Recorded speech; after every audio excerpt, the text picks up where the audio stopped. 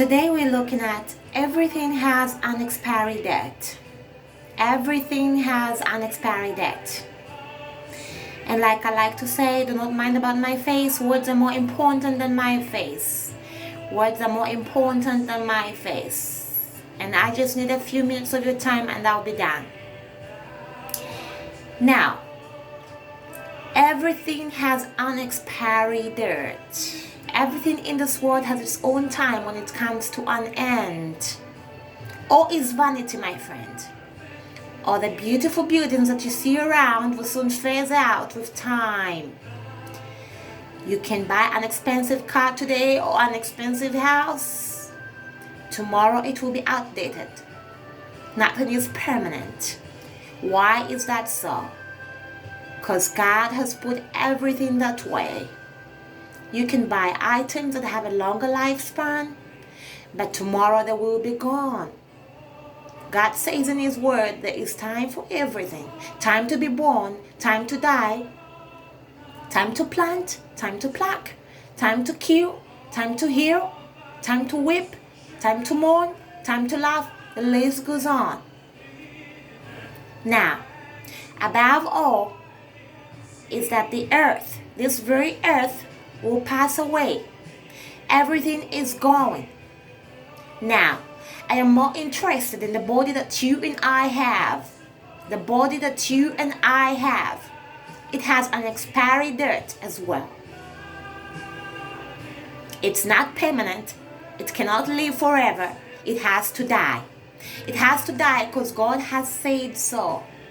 So no matter how much you try to preserve it, by doing all sorts of things, for instance, putting all kinds of strategies such as what to eat, what not to eat, when to eat, what to drink, what not to drink, what bad habits to avoid, what good cosmetics to use. Hey ladies, also things like surgeries, or you can remove your nose, you can remove your ears, you can try to change them.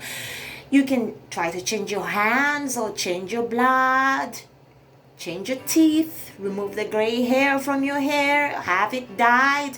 The list goes on. The list goes on of all sorts of things that we try to do to ourselves. No matter what you try to do to yourself to make yourself younger, the fact remains.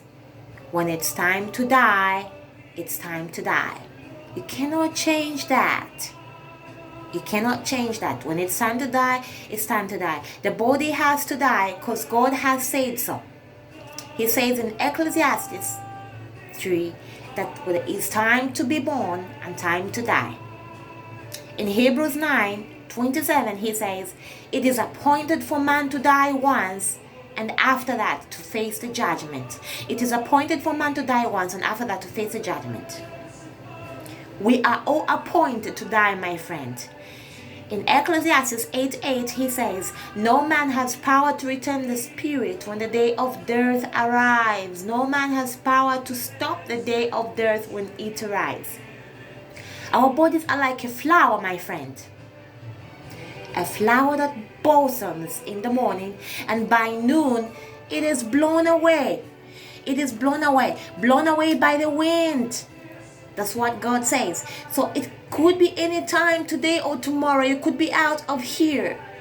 Either next month or next year. It could happen any day. The day itself does not matter. What matters is if you have prepared yourself for eternity. Whilst everything else is going away, including your own body too. So what are you going to do about it? What are you going to do about it now whilst you are still alive, my friend? Are you going to take the path of the rich fool? Are you going to take the path of the rich fool? The rich fool who said to himself, let me eat, drink, and ignore things and just enjoy life. And the very next minute, he was gone. Because death came looking for him. He was gone. Or are you going to take this path? Take the path of preparation.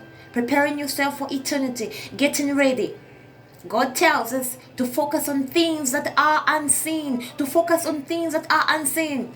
Not things that we see with our eyes. Things that we see with our eyes are all remaining here, my friend. Things that we see with our eyes are all remaining here. But the things that are unseen are eternal life. They are eternal life. So God says we ought to focus on things that are unseen. That's what faith means, my dear friend. Focus on things that are unseen. So my friend, you who is listening, if you are focusing on the things that you can see with your eyes, stop wasting your time and begin to focus on things that are unseen. I hereby present to you the unseen God, the Most High God, the author of life, the creator of everything, the first and the last, the beginning and the end, the one who was and who is to come. Let him be your focus. Focus on him, so that when time to depart arrives, you will be ready to go and see him and find all the good things that he has kept for you, the good things that he has prepared for all those who love him. For he has said in his word, no eye, no ear has seen what God has prepared for those who love him. So let him be your focus, my friend. The next question is, how do we focus on him? And I hope to answer that in my next video. This has been Annie, a simple Christian, only a simple Christian. If you need help, if you want, ask me any question, I am here. By the grace of God, look me up on Facebook. Focus on things that you cannot see with your eyes, because they are eternal life. Don't be cheated. Life is short, my friend. Be wise.